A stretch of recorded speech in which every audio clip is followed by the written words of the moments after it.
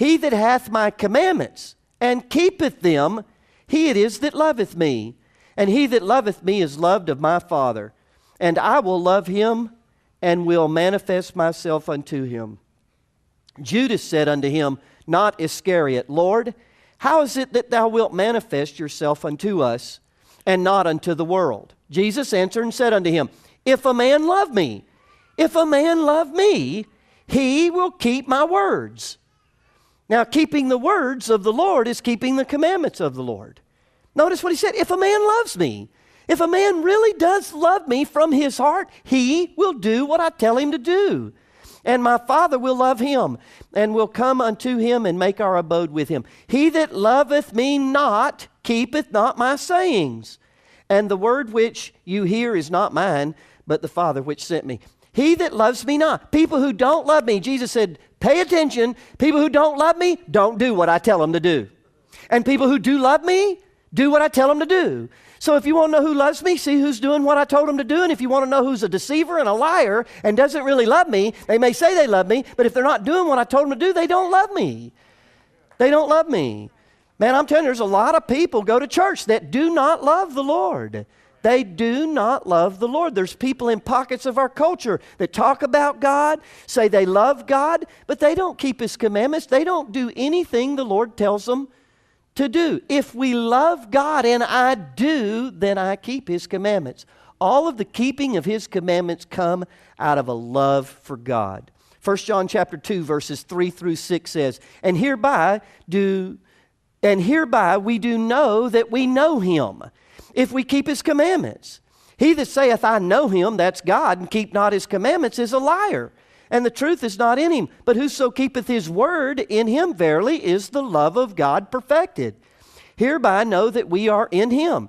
He that saith he abideth in Him ought himself also so to walk, even as He walked. See, there is a point, if I love God and I'm abiding in the Lord, I'm going to walk even as He walked. In other words, holiness is a fruit, a byproduct of abiding in the Lord and knowing the Lord. If you really know the Lord and you really love the Lord, you're going to want to do the right thing. And in time, as you see the love of God and the love of God is perfected in you, you do more the right thing and more the right thing and more the right thing. It's supernatural. Listen at 1 John chapter 5, verse 2 and 3. By this we know that we love the children of God, when we love God and keep His commandments. For this is the love of God, that we keep His commandments, and His commandments are not grievous. See, when you're keeping the commandments of God out of love, it's not grievous. It's not hard. It's not drudgery. It's not misery. It's not, oh my God, I really don't want to do that, but I'll do that so I don't go to hell. Oh, I really don't want to live right and I don't want to treat people right, but I guess if I'm going to be blessed and I'm going to be loved by God, I'll do the right. It's not grievous like that. No, when you love God, you keep His commandments. And when you love God, that's how you really start to love people the way God's called you to love people. This is so powerful and it's so simple, most people miss it.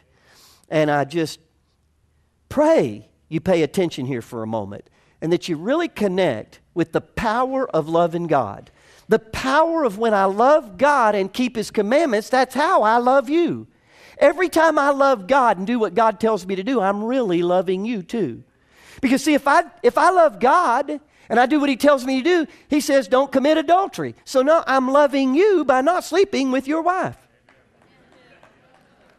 If I really love God and I keep His commandments, I'm not killing any of you. So I'm really loving you by not killing you.